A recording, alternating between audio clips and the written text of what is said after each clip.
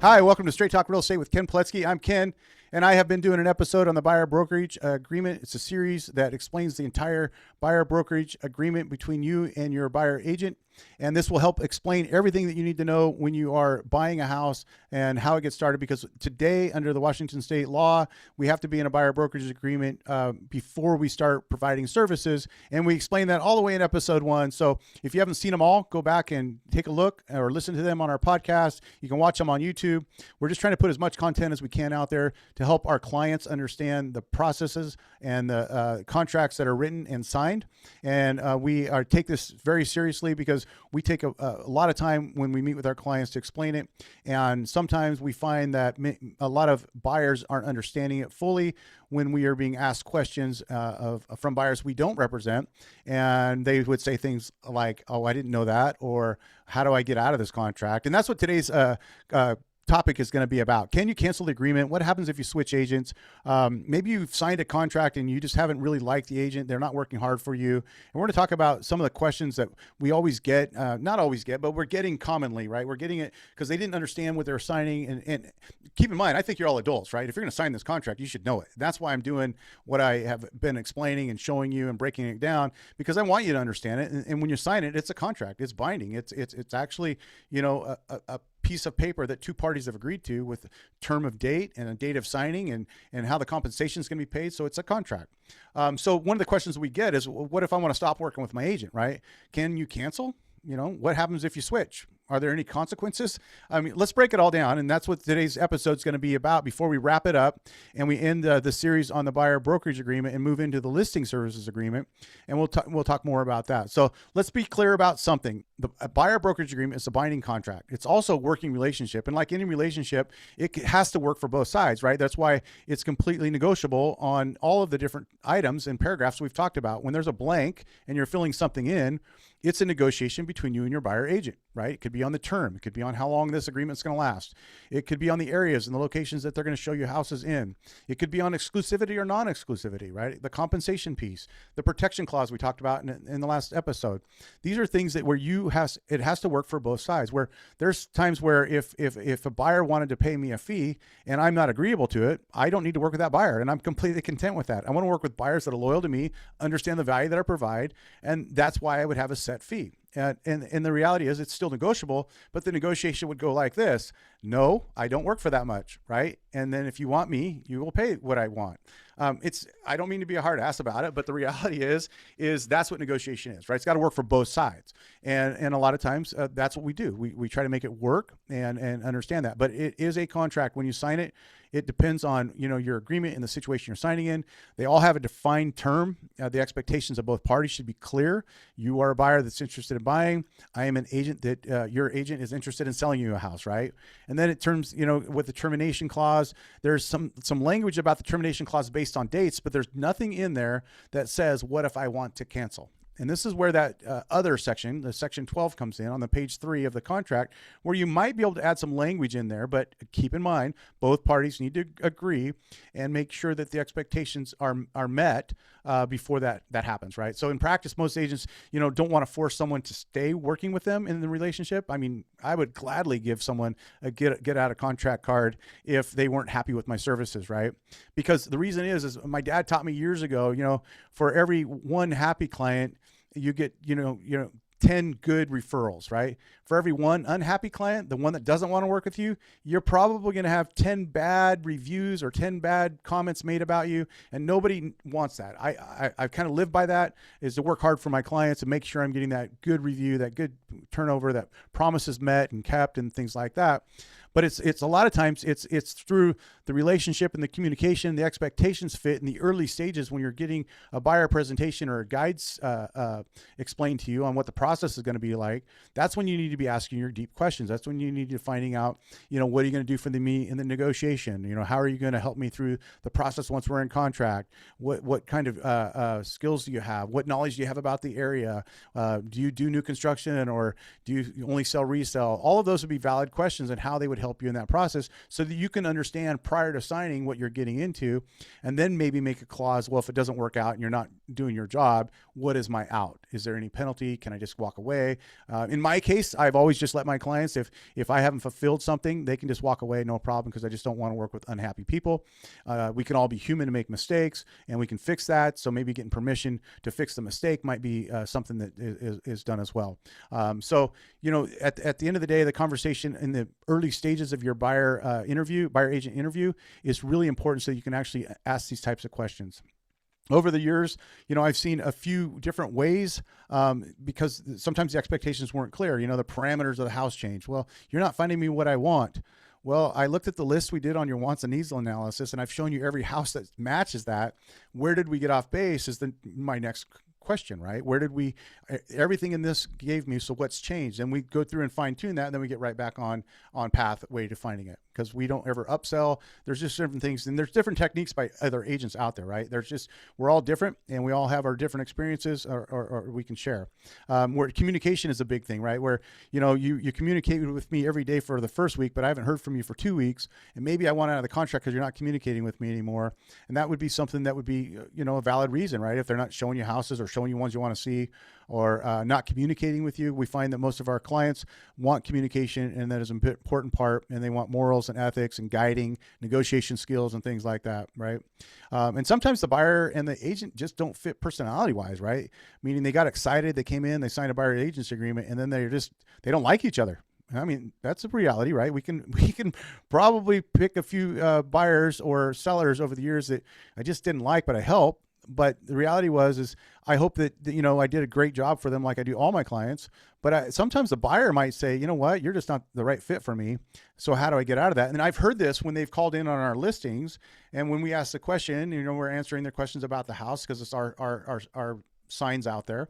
And when we say, are you working with an agent? They're like, yeah, we are. So, well, your agent has all this information. Why don't you call? Well, I don't want to talk with them.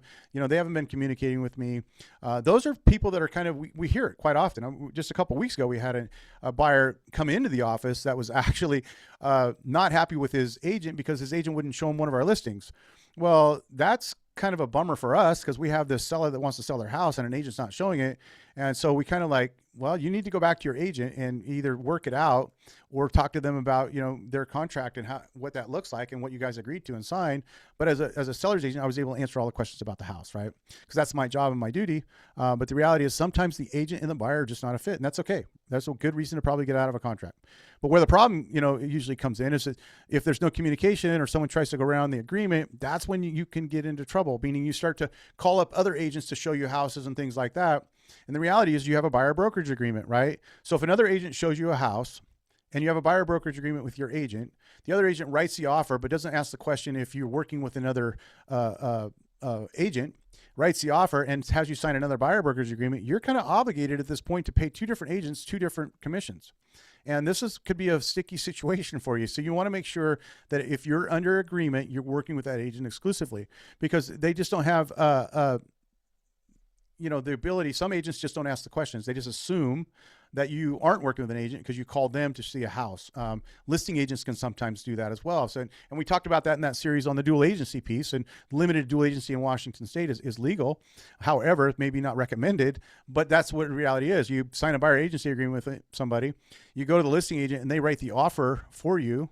Your buyer agent may come back to you and say, oh, guess what? I still am obligated to the commission that you promised me on anything that you would purchase in the next, 120 days or 60 days or whatever the term was that you put in there. The contract just doesn't disappear when you start working with someone else. There's things that can get messy and you have to pay attention to it, right? So when you jump from agent to agent, it's just kind of that's that non-exclusive piece. You're going to find that agents don't work well under that scenario because of the loyalty part of it, right? So, but if you're under a contract on a house, you can't start bringing in another agent, right? Meaning to help you negotiate or something like that. You stick with the agent you sign with, you write the offer with that agent, and because you're still under the contract with them. You don't jump around unless you have the non-exclusive portion signed in your agency agreement. Otherwise, you're still going to have obligations to the original agent.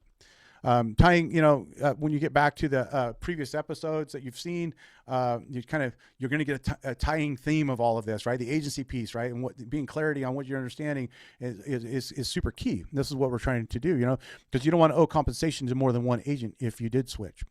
And so here's the right way to handle it. If you are not happy with an agent, you need to have a conversation first. Talk to the agent, go in and have a meeting with them and explain to them the areas that you're not happy with or satisfied with. And you want to have that, and you want to be clear of what the expectations are moving forward. And so that you give them the opportunity to fix it. I mean, because they are human, they could get caught up, personal life could get in the way. Maybe they had a bad week, any of those things, but you give them that opportunity. But if it still doesn't feel right, then you could start talking about ending the agreement and asking them how to get out of the agreement if you're not happy with them. And we try, obviously we would let anyone out that's never happy with us. They can't be fixed. It just can't happen, which is fine. We'll just give them we'll just cancel the agreement. But some agents won't. Let's be clear. We're not all the same, right? We don't always practice the same methods. So the reality is you need to follow the steps. Have the conversation. Be clear about what the expectations are moving forward. Give them an opportunity to fix it. And if it still doesn't feel right, then you probably need to go up the ladder and talk to management and talk to them about the situation and what's going on, what's not working, what you tried to remedy it with. Because from my perspective, I want clients who want to work with me. They trust my processes. They feel confident in the relationship. But if they don't, and if an agent is refusing to let you out after that and you don't feel that way, then it kind of feels like you probably need to make a decision to talk to their managing broker, designate a broker, and have a discussion around that to see if they can either get you another agent within their company or you would be free of that contract and with no obligation. Because there could be penalties tied to that. If there's nothing in Section 12 with a penalty in there, then maybe you would have the right to not have any kind of a penalty, depending on how much time they spent with you. But again, if you go back to the rule my dad taught me about, one happy client gives you 10, one having a happy client, you lose 20. That is a big reality in the agent world because, our reputations are the key to our businesses. Our successes are through you. And when we're making happy buyers, when we're helping sellers and they're happy with our services or investors and we're buying the right properties and doing things really top notch, we get referrals that way. And that's the way we build our businesses. And we wouldn't ever want unhappy client spreading the other side of those rumors out there and reputations. So instead of switching quietly and trying to sneak around to get a different agent, go to the agent first, have the conversation, talk with them about what's not working, see if you can come up with some expectations to make it work. If that fails, then you would want to go to the designated broker to talk with them before getting into an agency agreement with another agent, or even really before having conversations with other agents. Now, agents aren't supposed to coach you out of a agency agreement to work with them. This is not what I'm doing here. This is actually fully educating you on the buyer brokerage services agreement. There is not an out clause because it is a contract. The only way to work through that is to have discussions. And then if those discussions fail, then to go to the brokerage. And the last, opportunity or the last piece would be if the broker, the agent you're working with, and the broker are not letting you out of the contract, then I would suggest you seek legal advice and talk with them about how to end that process, because that is a binding contract and you could be obligated to them for that purposes, right? So bottom line is you're not stuck, but you are committed, right? And how to handle that commitment matters. The goal isn't to get out, it's to handle it the right way, see if you can come to a solution, see if you can work in the right expectations and get your agent on board with how you want to conduct your buying experience. And if that doesn't work, go to the managing broker, designated broker, see what their alternatives are for you, because it is the firm who appoints the broker, right? When they sign the list, this agency agreement, you'll see they're appointed by the firm is the actually owner of the contract. The agent, who you may or may not like, is the appointee, and you might be able to get another agent within that company. But if you're just dead set on not working with them because something bad experience or something along those lines, go to the designated broker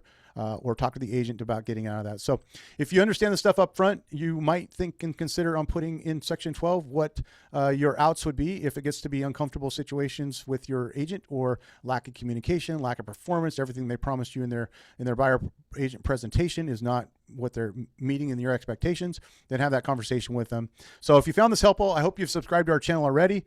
Don't miss our next episode. We're going to summarize the whole thing, wrap it up, and move on to some listing agreements, and then give you a lot more buyer experiences on what's going on in the market, talk about rates. There's lots more coming. And this is what I love about my industry, is that I get to share all my knowledge over the last 30 years with people like you that are thinking about buying and want to understand it more clearly. And if you want to go through this buyer agency agreement, you can just give me a call. I'll walk you through it from start to finish. Just reach out. I'm always happy to help. Thanks again, and I hope you have a wonderful buying experience.